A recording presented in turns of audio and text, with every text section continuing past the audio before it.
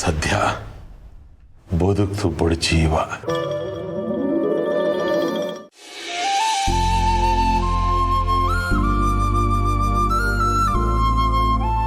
ಇದೇನಿದು ಅಭಿ, ನೀನು ಆಫೀಸಿಗೆ ಹೋಗಿಲ್ವಾ? ಇಲ್ಲ ದೀಪಿಕಾ, ಆಚೆ ಸ್ವಲ್ಪ ಕೆಲಸ ಇತ್ತು. ಸೊ ಮಗು ಜೊತೆಗೆ ಇನ್ನೊಂದು ಸ್ವಲ್ಪ ಹೊತ್ತು ಆಟಾಡಿ ಆಮೇಲೆ ಹೋಗೋಣ ಅಂತ. ಅದು ಹಾಗೇನೆ, ಮಗು ಮನೇಲಿದ್ರೆ ಎಲ್ಲಿ ಹೋಗೋಕ್ಕೂ ಮನ್ಸಾಗಲ್ಲ. ಅದನ್ನ ಎತ್ಕೋಬೇಕು, ಮುದ್ದಾಡ್ಬೇಕು, ಅದ್ರ ಪುಟ್ ಪುಟ್ಟು ಬೆರಳುಗಳಿಗೆ ನಮ್ ಕೈ ಕೊಡ್ಬೇಕು, ಅದ್ರ ಪುಟ್ ಪುಟ್ಟು ಪಾದಗಳು, ಅದ್ ನೋಡೋ ರೀತಿ, ಆ ಪುಟ್ ಪುಟ್ಟು ಕಣ್ಗಳು, ಇದೆಲ್ಲ ಎಷ್ಟು ಚಂದ ಅಲ್ವಾ? ಪರವಾಗಿಲ್ವೇ, ನಿನ್ನ ಬಾಯಿಂದ ಈ ಥರ ಮಾತುಗಳು ಬರ್ತಿದ್ಯಾ ದೀಪಿಕಾ? ನಿನಗೂ ಇಷ್ಟೆಲ್ಲ ಎಮೋಷನ್ಸ್ ಇದೆಯಾ? ಅಮ್ಮವ್ರು ಇಷ್ಟೆಲ್ಲ ಹೇಳ್ತಿರೋದು ನೋಡಿದ್ರೆ ತಮಗೂ ಮಗು ಬೇಕು ಅನ್ಸ್ತಿರೋ ಹಾಗಿದೆ. ಹಾಗೇನಾದ್ರೂ ಇದ್ರೆ ಹೇಳಿ, ನಾನಂತೂ ರೆಡಿ.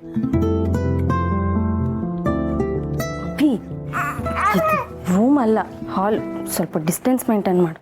ಅರೆ, ಈಗಲೂ ನೀನು ಕೋಪ ಬರಲಿಲ್ವಾ? ನನ್ನ ಹೆಂಡತಿ ನಾಚ್ಕೋತಿದ್ದಾಳೆ ಅಂದರೆ ನಾನು ಹೇಳಿರೋ ಮಾತು ನಿಜ ಅಂದಾಗಾಯ್ತು. ಹೇಗಿದ್ರು ಮನೇಲಿ ಮಗು ಬಂದಿರೋ ಸಂಭ್ರಮ ಇದೆ.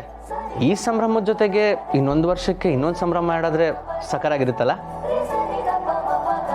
ಏನ್ ದೀಪಿಕಾ, ನಿನಗೂ ಮಗು ಬೇಕು ಅನಿಸ್ತಾ ಇದೆ ಅಲ್ವಾ? ಈ ಮಗು ನೋಡಿದಾಗೆಲ್ಲ ಯಾರಿಗೆ ತಾನೇ ಮಗು ಬೇಕು ಅನ್ಸಲ್ಲ ಹೇಳು?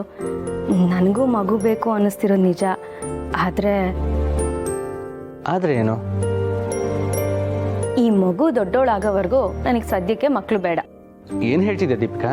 ಹೌದು ಅಭಿ, ಈ ಮಗು ಮೇಲೆ ಮನೆಯವರೆಲ್ರಿಗೂ ಪ್ರಾಣನೇ ಇದೆ. ನಾವು ಇದನ್ನ ಮುದ್ದಾಗಿ ನೋಡ್ಕೊಳ್ಳೋಣ. ಇದಕ್ಕೆ ಯಾರ ಪ್ರೀತಿನೂ ಕಮ್ಮಿ ಆಗಬಾರ್ದು.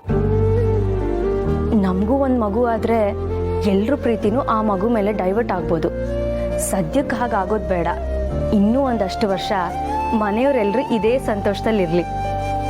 ನಿನ್ನ ಬಾಯಿಂದ ಇಂಥ ಮಾತುಗಳು ಕೇಳ್ತಿದ್ದೀನಿ ಅಂದರೆ ನನಗೆ ನಂಬಕ್ಕಾಗ್ತಿಲ್ಲ. ಮಾತಾಡಕ್ಕೆ ಬರ್ದಿರೋ ಈ ಮಗು ಎಲ್ಲರ ಮನಸ್ಸನ್ನು ಹೇಗೆ ಬದಲಾಯಿಸ್ಬಿಡ್ತು ನೋಡು. ನೀನು ಇಷ್ಟು ಎಮೋಷ್ನಲ್ ಆಗಿ ಮಾತಾಡ್ತಿರೋದು ನಾನು ಇದೇ ಫಸ್ಟ್ ಟೈಮ್ ನೋಡ್ತಿರೋದು. ನನಗಂತೂ ತುಂಬ ಖುಷಿ ಆಗ್ತಿದೆ ದೀಪಿಕಾ. I love you. ಆಯ್ತಾಯ್ತು, ಈಗ ನೀನು ಹೊರಡು. ನಿನ್ನನ್ನು ಹೀಗೆ ಬಿಟ್ಬಿಟ್ರೆ ದಿನ ಪೂರ್ತಿ ಇಲ್ಲೇ ಕೂತಿರ್ತೀಯ.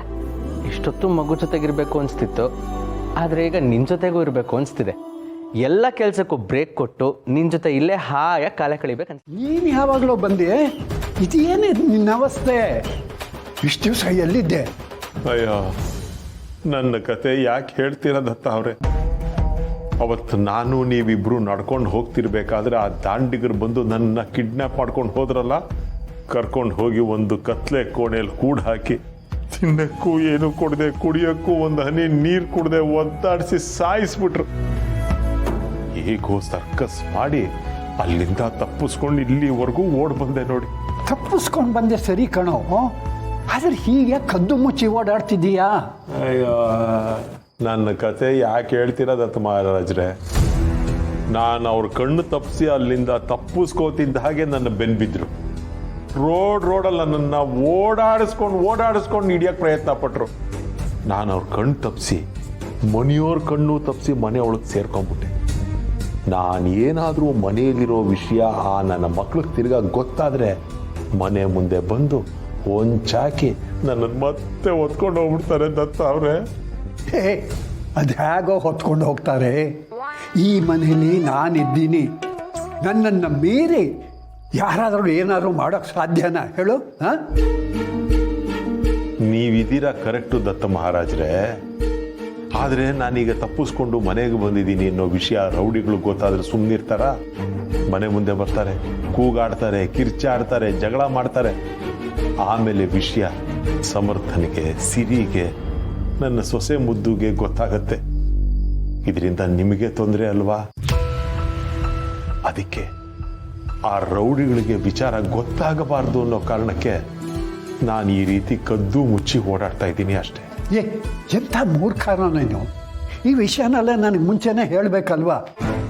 ಯಪ್ಪ, ನಿನ್ನನ್ನು ಹುಡುಕ್ದಿರೋ ಜಾಗನೇ ಇಲ್ಲ ನಾನು. ನಿನ್ನ ಏನಾಗೋಯ್ತು ಅಂತ ನನ್ನ ತಲೆ ಎಲ್ಲ ಕೆಟ್ಟು ಹೋಗಿತ್ತು. ಒಂದು ವೇಳೆ ಏನಾದ್ರು ಆ ಶಾರ್ವರಿ ನಿನ್ನ ಕೊಂದೇ ಬೇಕು. ಏನ್ ದತ್ತವ್ರೆ, ಮತ್ತೆ ನನ್ನನ್ನು ಹೆದರಿಸ್ತಾ ಇದ್ದೀರಲ್ಲ?